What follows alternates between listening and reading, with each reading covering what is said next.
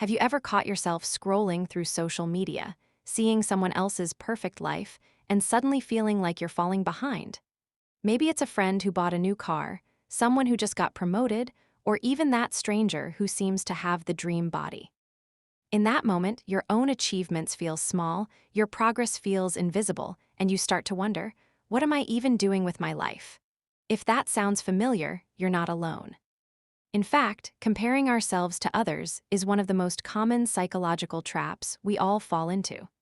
And while it's completely natural, it can quietly drain your confidence, steal your happiness, and even stop you from living the life you truly want. Let's take a step back. Comparing yourself to others isn't a flaw, it's actually human nature. Psychologists call this social comparison theory. Back in the 1950s, a psychologist named Leon Festinger proposed that we evaluate ourselves by comparing with other people because our brains are wired to measure progress. Thousands of years ago, humans needed comparison for survival. If you saw someone running faster, stronger, or finding better food, it told you something important. Maybe you needed to improve your skills to survive too. Comparison served as a compass, but here's the catch. What worked in small tribes doesn't work in the modern world. Today, we're not comparing ourselves to 10 or 20 people. We're comparing ourselves to millions of people online, each showing only their highlight reel. Instead of motivating us, comparison makes us feel like we're constantly behind, even when we're doing perfectly fine. Think about it. You could have a good day, feel proud of yourself, and then one photo online is enough to make you feel small. Comparison is harmful in many ways. First, it distorts reality. You're not comparing your real life to someone else's real life. You're comparing your behind the scenes to their carefully edited highlights. That's like comparing your blooper reel to someone else's movie trailer. It's not a fair comparison. Second, it steals your joy. You could be feeling grateful for what you have, and then instantly feel like it's not enough because someone else seems to have more. Third, it creates endless dissatisfaction. Even if you feel like you're winning today, there will always be someone who appears to be ahead tomorrow. It's a game with no finish line. And fourth, it damages self-esteem. If your sense of worth depends on being better than others, your confidence becomes fragile and unstable. Here, what's interesting though, comparison isn't always negative. Psychologists describe two types. Upward comparison is when you compare yourself to someone better. This can inspire you if you approach it with curiosity instead of envy.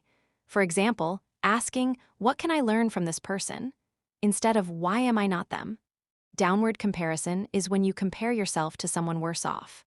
This can boost gratitude, but it can also create arrogance if misused. The key is balance. The problem arises when comparison becomes automatic, unconscious, and constant. That's when it eats away at your confidence and makes life feel like a never-ending race. So how do we stop this cycle? Let's break down some powerful strategies backed by psychology. First, limit your social media diet.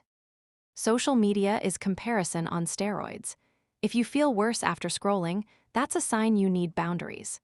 Try unfollowing accounts that trigger envy, setting daily time limits, or taking detox breaks. Remember, social media is a highlight reel, not reality. That influencer showing their perfect morning routine might have filmed it after fighting with their partner or struggling with bills, but you won't see that. Second, shift your focus inward. Instead of asking, "How do I measure up to others?" ask, "Am I improving compared to yesterday?" This is called self-referenced growth. When you focus on your own progress, every small step forward becomes a victory. Maybe yesterday you felt overwhelmed, and today you managed to get one important thing done. That's growth. Third, practice gratitude daily. Gratitude literally rewires your brain to focus on abundance rather than scarcity. Neuroscience studies show that regularly practicing gratitude increases activity in the brain regions associated with happiness and satisfaction. Try writing down 3 things you're thankful for each day. Over time, your mind will naturally shift from focusing on what's missing to noticing what's good. Fourth, celebrate your uniqueness. No one has your exact story, your exact mix of strengths, or your exact perspective. Someone else's success doesn't mean your failure. A flower doesn't compete with the flower next to it, it just blooms. If roses compared themselves to sunflowers, they'd miss the beauty of what makes them unique. Fifth, reframe others' success. Instead of seeing someone's achievement as a threat, see it as proof of what's possible. If they can do it, maybe you can too, in your own way. Their win doesn't take away from your potential, it expands it. Every success story can be a source of inspiration instead of comparison if you choose to frame it that way. Sixth, practice mindfulness. When you catch yourself comparing, pause. Notice the thought without judgment, then gently redirect your focus back to your own goals. Mindfulness is like training a muscle. The more you practice, the easier it becomes to notice comparison before it takes over your emotions. Seventh, remember context. Everyone has different starting points, backgrounds, and resources. Comparing yourself to someone who had a completely different path is like comparing apples to oranges. Maybe they had support you didn't. Maybe you face struggles they never had to deal with.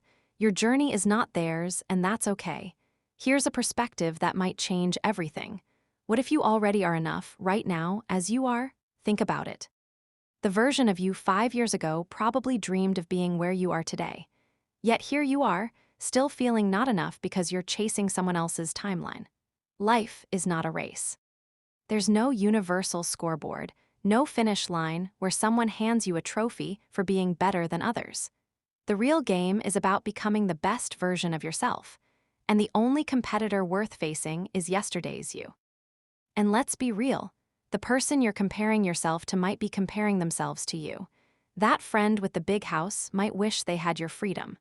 The coworker with the high-paying job might secretly envy your creativity or your relationships. We never truly know what someone else is struggling with, so the next time you catch yourself comparing, take a deep breath. Remind yourself that what you're seeing is just one frame of someone else's story, not the whole picture. Shift your focus back to your own journey, your own growth, your own path. Because in the end, the only person you truly need to compare yourself to is the person you were yesterday. You are enough. Your journey is your own. And every step forward, no matter how small, is proof that you're growing. If you found this video helpful, make sure to give it a like, subscribe to the channel, and hit the notification bell so you don't miss future content. And if you know someone who struggles with comparison, share this video with them. It might be exactly what they need to hear today. And before you go, take a moment to write down one thing you're proud of yourself for this year. Leave it in the comments below so we can celebrate together.